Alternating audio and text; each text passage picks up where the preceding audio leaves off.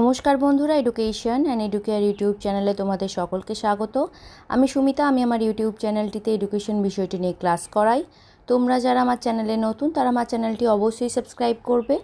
আজকের ভিডিওটিতে আমরা ক্যালকাটা ইউনিভার্সিটির এডুকেশন অনার্সের সেমিস্টার 5 অর্থাৎ 5th সেমিস্টারে CC12 স্ট্যাটিস্টিক্স ইন এডুকেশন, শিক্ষায় রাশিবিজ্ঞান, এই কোর্স থেকে কিছু গুরুত্বপূর্ণ প্রশ্ন জেনে নেব, যেগুলো তোমাদের ফাইনাল সেমিস্টার এক্সামের জন্য ভীষণ গুরুত্বপূর্ণ।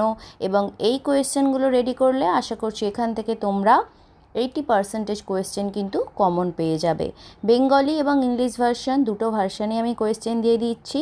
এই কোয়েশ্চেনগুলোর PDF পেয়ে যাবে তোমরা আমার টেলিগ্রাম গ্রুপের লিঙ্ক এই ভিডিও ডেসক্রিপশন বক্সে দেওয়া আছে।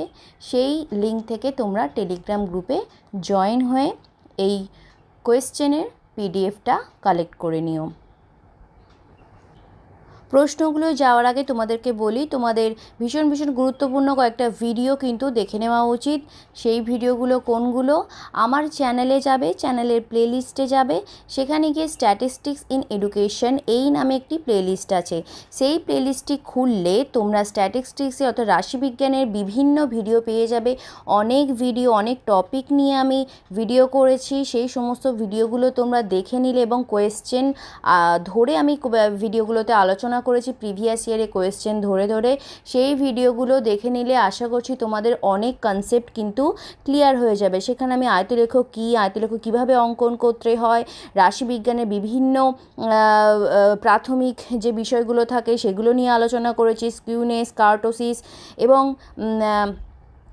এছাড়া টি স্কোর, জেড স্কোর, এছাড়া কোরিলেশন অর্থাৎ সহগতি, সহগাঙ্ক, বিভিন্ন বিষয় নিয়ে আদর্শ বিচ্যুতি কীভাবে নির্ণয় করতে হয়, শতাংশ স্কোর কী, এই সমস্ত বিভিন্ন টপিক নিয়ে এবং প্রিভিয়াস ইয়ারে কোয়েশ্চেনও এখানে আছে।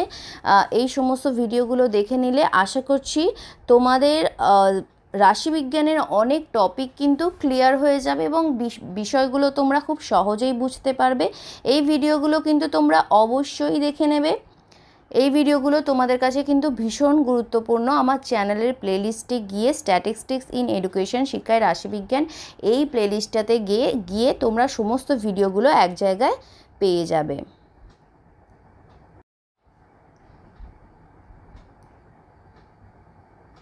এবারে আমরা দেখে নিই যে CC12 অর্থাৎ শিক্ষায় রাশিবিজ্ঞান এই কোর্স থেকে কোন প্রশ্নগুলো এবারের জন্য গুরুত্বপূর্ণ, যেগুলো তোমরা সাজেশন হিসাবে রেডি করবে 2024-এর যে ফাইনাল এক্সাম হবে সেই এক্সামের জন্য গুরুত্বপূর্ণ প্রশ্নগুলো আমরা এবার দেখে নিই। রাশিবিজ্ঞান কাকে বলে? শিক্ষাক্ষেত্রে রাশিবিজ্ঞানের ব্যবহারগুলি লেখো। পরিসংখ্যা বিভাজন বলতে কী বোঝো? এর ব্যবহারগুলি লেখো। হিস্টোগ্রাম কাকে বলে? এর ব্যবহারগুলি লেখো। পরিসংখ্যা বহুভুজ কাকে বলে? এর ব্যবহারগুলি লেখো। পরিসংখ্যা বিভাজন থেকে পরিসংখ্যা বহুভুজ ও হিস্টোগ্রাম অঙ্কন করো। অর্থাৎ যে কোনো পরিসংখ্যা বিভাজন তোমাদের দিয়ে দেওয়া হবে, সেই পরিসংখ্যা বিভাজন থেকে তোমাদের পরিসংখ্যা বহুভুজ এবং হিস্টোগ্রাম অঙ্কন করতে হবে। অজাইভের ব্যবহারগুলি লেখো। কেন্দ্রীয় প্রবণতার পরিমাপ বলতে কী বোঝো? মিন, মিডিয়ান ও মোডের সুবিধা ও অসুবিধাগুলি লেখো। বিন্যস্ত ও অবিন্যস্ত স্কোর থেকে মিন, মিডিয়ান, মোড নির্ণয় করো। বিন্যস্ত স্কোর অর্থাৎ এলোমেলো যে স্কোরগুলো দেওয়া থাকে এক সংখ্যায়, এবং অবিন্যস্ত স্কোর অর্থাৎ পরিসংখ্যা বিভাজনে যে স্কোরগুলো দেওয়া থাকে পরিসংখ্যা সমেত, সেই স্কোর অর্থাৎ দুটো স্কোর থেকেই কিন্তু মিন, মিডিয়ান, মোড নির্ণয় করা তোমরা প্র্যাকটিস করে রাখবে। বিষমতার পরিমাপ কি? পরিসংখ্যা বিভাজন থেকে আদর্শ বিচ্যুতি ও চতুর্থাংশ বিচ্যুতি নির্ণয় করো। পরিসংখ্যা বিভাজন তোমাদের দিয়ে দেওয়া হবে কোয়েশ্চেনে, সেই পরিসংখ্যা বিভাজন থেকে আদর্শ বিচ্যুতি এবং চতুর্থাংশ বিচ্যুতি নির্ণয় করতে হবে। এই দুটোই পরিসংখ্যা বিভাজন থেকে নির্ণয় করা প্র্যাকটিস করে রাখবে। শতাংশ স্কোর ও শতাংশ র্যাঙ্ক বলতে কী বোঝো? বিন্যস্ত স্কোর ও অবিন্যস্ত স্কোর থেকে শতাংশ র্যাঙ্ক ও শতাংশ স্কোর নির্ণয় করো। বিন্যস্ত স্কোর এবং অবিন্যস্ত স্কোর দু ধরনের স্কোর থেকেই, অর্থাৎ এলোমেলো স্কোর যেগুলো অবিন্যস্তভাবে থাকে এবং বিন্যস্ত স্কোর যেগুলো পরিসংখ্যা বিভাজনের শ্রেণী দিয়ে পরিসংখ্যার সঙ্গে থাকে, সেগুলো থেকে শতাংশ র্যাঙ্ক এবং শতাংশ স্কোর নির্ণয় করতে হবে।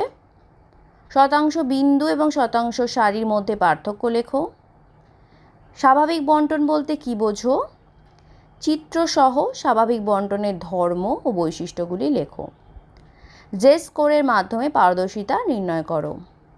অর্থাৎ জেড স্কোর কীভাবে নির্ণয় করতে হয় সেটা তোমাদের জেনে রাখতে হবে। যে কোনো পরিসংখ্যা তোমাদের দিয়ে দেবে, সেখান থেকে জেড স্কোর নির্ণয় করতে হবে। ধনাত্মক ও ঋণাত্মক স্কিউনেসের চিত্র অঙ্কন করে এদের গড়, মধ্যমান ও ভূশিষ্টকের অবস্থান নির্দেশ করো। অর্থাৎ মিন, মিডিয়ান, মোড কোন জায়গায় থাকে ধনাত্মক ও ঋণাত্মক স্কিউনেসে, সেটা অঙ্কন করে দেখাতে হবে। পরিসংখ্যা বিভাজনটির স্কিউনেস নির্ণয় করো এবং ফলাফলের ওপর মন্তব্য করো। পরিসংখ্যা বিভাজন, যে কোনো পরিসংখ্যা বিভাজন তোমাদের কোয়েশ্চেনে দেওয়া থাকবে, সেখান থেকে তোমাদের স্কিউনেসটা অঙ্কন করতে হবে এবং তার ওপর মন্তব্য করতে হবে যেটা কোন ধরনের স্কিউনেস। শিক্ষাক্ষেত্রে সহগতির 3টি ব্যবহার লেখো। তথ্য থেকে প্রোডাক্ট মোমেন্ট পদ্ধতিতে সহগতি সহগাঙ্ক নির্ণয় করো এবং ফলাফলের ওপর মন্তব্য করো।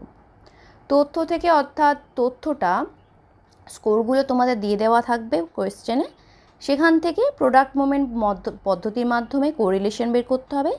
কোরিলেশনটার ফলাফল লিখতে হবে, অর্থাৎ সেটা কোন ধরনের কোরিলেশন, ধনাত্মক, ঋণাত্মক না শূন্য, সেটা তোমাদের লিখতে হবে।